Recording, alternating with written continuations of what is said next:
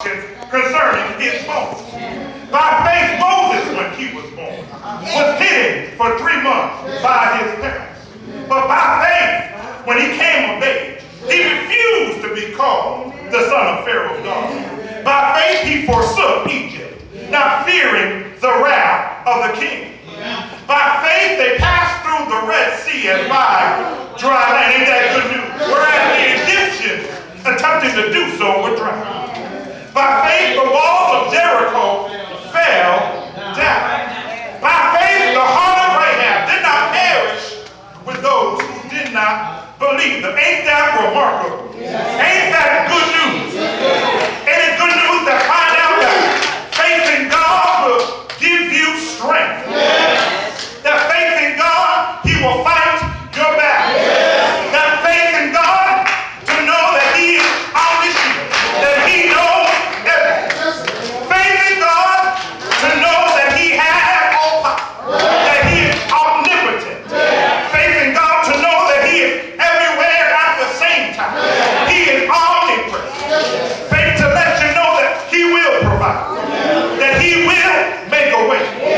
He'll make a way out of no way. There's a song that says, I have faith that sees the invisible, faith that expects the incredible, faith that receives the impossible, faith to reach the unreachable, faith to beat the unbeatable, to remove the unmovable, stand with the invincible. It says faith that can conquer any of your situations, faith that can conquer anything. Does anybody have any faith that can conquer anything? Trouble may come, trouble may go, but if you have faith, he will be with you in the stern of the ship. No matter what comes your way, no matter what they say, you may go to the doctor and he gives you good news, but you may have to just sit back and realize that he is with you. We thank God for the doctor. But we have faith that can conquer anything. Ain't that good news? Give God. Hallelujah.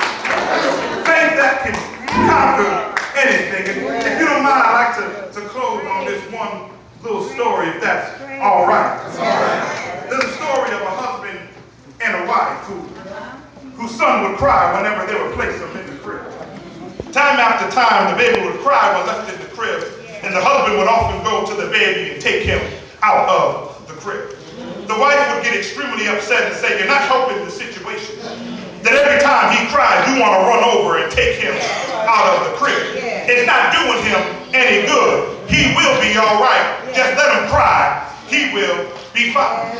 The wife would say this to the husband, and the husband would put the baby back in the crib. So she would go back downstairs and finish whatever she was doing.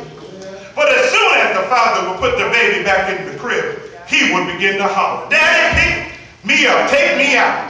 But soon the crying would stop, and the mother would come back upstairs to see what had stopped the baby from crying.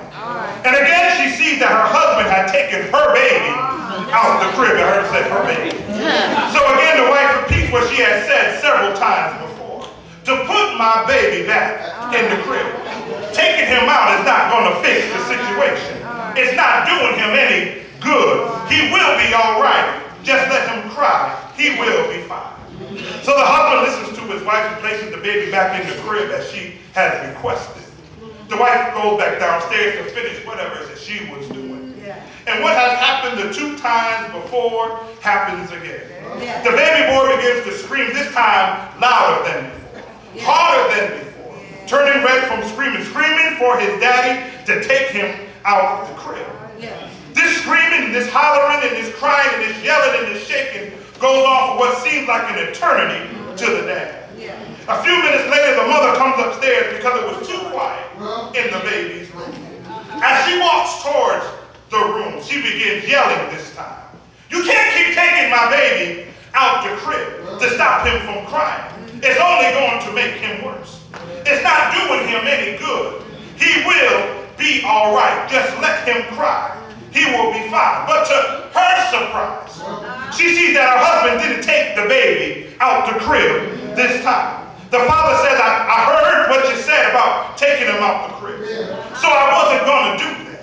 But when I seen him screaming, when I seen him crying, when I seen him suffering and calling for his daddy, I couldn't help but to do something. But I didn't want to hear you complain anymore about taking him out the crib.